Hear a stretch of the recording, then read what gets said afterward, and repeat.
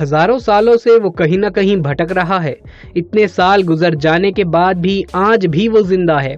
ऐसा वो किसकी तलाश में है जो सदियां बीत जाने के बाद भी वो कहीं नहीं गया है। वो रात में चुपचाप और दिन में छलावे की तरह आता है। कुछ लोगों का ये भी मानना है कि उन्होंने उसे अपनी आंखों से देखा है। एक बार नहीं बल्कि बार बार वो उनके पास से गुजरा है। कुछ लोगों का मानना ये भी है कि वो सिर्फ कहानियों में ही जिंदा है, असलियत में तो वो कब का जा चुका है। लेकिन बहुत से लोग ऐसे हैं जो यकीन के साथ बताते हैं कि उन्होंने उस दिव्य शक्ति वाले शरीर को बहुत गौर से देखा है। लोगों का मानना है कि वो आज भी अपने जख्मों को आराम देने के लिए लोगों से तेल मांगता है। दोस्तों, कहा जाता है कि वो महाभारत काल में भी था और आज भी वो जिंदा है। तो दोस्तों, हम आपको जिसके बारे में बताने जा रहे हैं वो महाभारत के गुरु द्रोणाचार्य के पुत्र अश्वत्थामा है। दोस्तों, आज हम आपको इस वीडियो के माध्यम से अश्वत्थामा के बारे में ऐसी बातें बताने वाले हैं जिसे सुनकर आपके पैरों तले जमीन खिसक जाएगी। इसलिए आज की वीडियो आपके लिए काफी महत्वपूर्ण होने वाली है। इस वीडियो को आप अंत तक जरूर देखिएगा।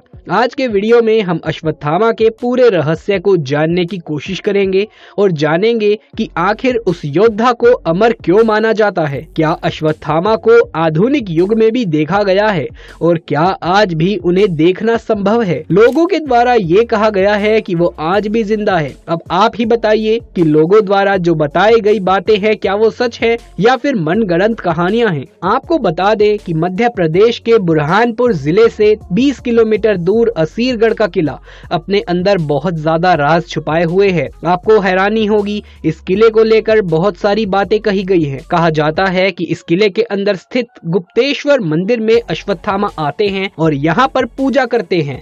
आपकी जानकारी के लिए बता दें कि यहाँ के लोगों का मानना है कि यहाँ पर रोज सुबह अश्वत्थामा आते हैं और मंदिर में शिवलिंग की पूजा करते हैं और पूजा करने के बाद सुबह सुबह ही चले जाते हैं। कुछ लोगों का कहना है कि ये सिर्फ कहानी है, लेकिन अगर ये कहानी है तो आखिर वो कौन है जो सुबह सुबह मंदिर का ताला खुलने से पहले ही शिवलिंग की पूजा करके वापस चला जाता है। आपकी जानकारी के लिए बता दें कि इस किले को शाम होते ही बंद कर दिया जाता है। शाम होते ही इसके सभी दरवाजों पर ताले लगा दिए जाते हैं और शाम के वक्त किसी को भी यहाँ रुकने की इजाजत नहीं है। सब लोगों का मानना है कि जब हर जगह ताले लगा दिए जाते हैं, फिर कैसे कोई किले के अंदर आकर मंदिर में आता है और पूजा करके वापस चला जाता है। ये काम वही कर सकता है जिसे दिव्य शक्ति मिली हो। आपकी जानकारी के लिए बता दें कि जिन लोगों ने अश्वत्थामा को देखा है उनका कहना है कि अश्वत्थामा दिखने में आम व्यक्ति जैसा नहीं है। वो आम आदमी के कद से काफी ऊंचे हैं और दिखने में ताकतवर भी लगते हैं, लेकिन उनका शरीर कोढ़ से खराब हो चुका है और उनके शरीर पर जख्मों के निशान भी है। कहा जाता है उनके शरीर पर जो जख्म हैं उनमें से खून बहता रहता है, जिसके साथ साथ उनके माथे से भी खून बहता है। कहा जाता है कि इस घाव को भरने के लिए वो बहुत बार लोगों से तेल मांगते भी नजर आए हैं। महाभारत के युद्ध में अश्वत्थामा को बहुत ज्यादा चोट लगी थी और उनके उस समय के घाव अब तक नहीं भर पाए हैं। कहा जाता है कि ये सब भगवान श्री कृष्ण के दिए गए श्राप के कारण ही हुआ, जिसका दर्द अश्वत्थामा आज तक भुगत रहे हैं। आखिर अश्वत्थामा के साथ ऐसा क्या हुआ था जो उन्हें अब तक मृत्यु नहीं मिली और वो आज भी भटक रहे हैं। इसको जानने के लिए हमें महाभारत के युद्ध की ओर जाना होगा और जानना होगा कि ऐसा उस समय क्या हुआ था। दोस्तों, पांडवों और कौरवों के गुरु द्रोणाचार्य बहुत शक्तिशाली थे और उनका तपोबल अपार था। उन्हें रणभूमि में मारने के लिए छल का प्रयोग करना आवश्यक हो गया था, नहीं तो उनकी जान लेनी किसी के बस की बात ही नहीं थी। द्रोणाचार्य और उनकी पत्नी कृपा एक ऐसा पुत्र चाहते थे जो बलवान और चरित्रवान हो। द्रोणाचार्य ने वर्षों तक भगवान शिव की तपस्या करी। भगवान शिव उनकी तपस्या से प्रसन्न हुए। तब द्रोणाचार्य ने उनसे एक ऐसा पुत्र मांगा जिसकी शूरता स्वयं भगवान शिव जैसी हो। तब जन्म हुआ अश्वत्थामा का, जो 11 रुद्र अवतारों में से एक अवतार था। अश्वत्थामा के पास अपार शौर्य और बल था। वो बचपन से ही चिरंजीवी थे। इसका मतलब उनका शरीर अमर था। इसके साथ साथ उनके मस्तिष्क में जन्म से ही एक मणि थी। ये मणि काफी चमत्कारी थी। इस मणि के धारक को किसी भी हथियार या बाण से कोई क्षति नहीं होती। उसे किसी बीमारी, देवी देवता या दानवों का डर नहीं होता। ना ही उसे भूख प्यास परेशान कर सकती थी। इस मणि के अलावा अश्वत्थामा को अपने पिता से जबरदस्त धनुर्विद्या और ब्रह्मास्त्र का ज्ञान भी प्राप्त हुआ था। दोस्तों, आपकी जानकारी के लिए बता दें कि जब अश्वत्थामा का जन्म हुआ था तो अश्वत्थामा के मुंह से सबसे पहले घोड़े की तरह आवाज निकली थी, जिस कारण उनका नाम अश्वत्थामा रखा गया। दोस्तों, अश्वत्थामा बेहद शक्तिशाली और पराक्रमी योद्धा थे, लेकिन उन्होंने धन और राज्य के मोह में दुर्योधन के साथ मित्रता करी और अधर्म के रास्ते पर चल पड़े। दोस्तों, महाभारत के युद्ध में कर्ण और अर्जुन के बाद अश्वत्थामा ने ही सबसे ज्यादा योद्धाओं का वध किया था। द्रोणाचार्य और अश्वत्थामा दोनों ने मिलकर पांडवों के साथ युद्ध किया और दोनों ने पांडवों को हरा भी दिया था। लेकिन एक वक्त ऐसा आया जब भगवान श्री कृष्ण ने छल कर दिया, जिस कारण कौरव जीतते जीतते रह गए। भगवान श्री कृष्ण ने युधिष्ठिर से झूठ बोलने के लिए कहा। उन्होंने झूठी खबर फैला दी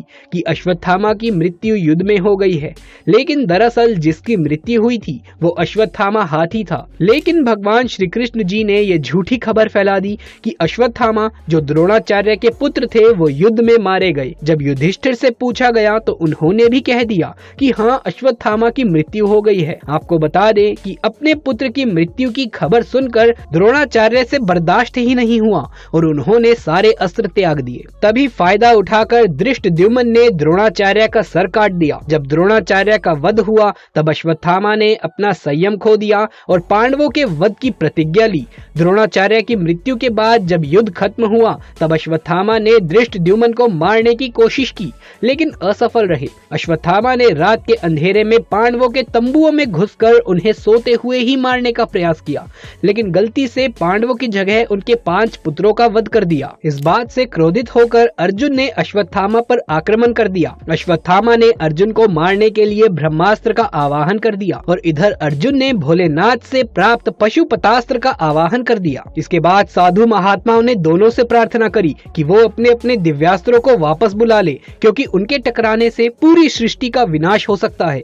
अर्जुन ने तो अपना अस्त्र वापस बुला लिया, लेकिन अश्वत्थामा ने अपना अस्त्र अभिमन्यु की पत्नी की गर्भ की तरफ मोड़ दिया, जिसमें अभिमन्यु का पुत्र पल रहा था। ब्रह्मास्त्र लगने के बावजूद भगवान श्री कृष्ण ने अभिमन्यु के पुत्र परीक्षित की जान बचा ली और अश्वत्थामा को श्राप दे दिया। उन्होंने कहा कि निर्दोष महिला और बच्चों को मारना घोर अपराध है और उन्होंने इतना कहकर अश्वत्थामा के माथे पर लगी मणि को निकाल दिया और उसे श्राप दिया कि वो कलयुग के अंत तक दर दर भटकेगा।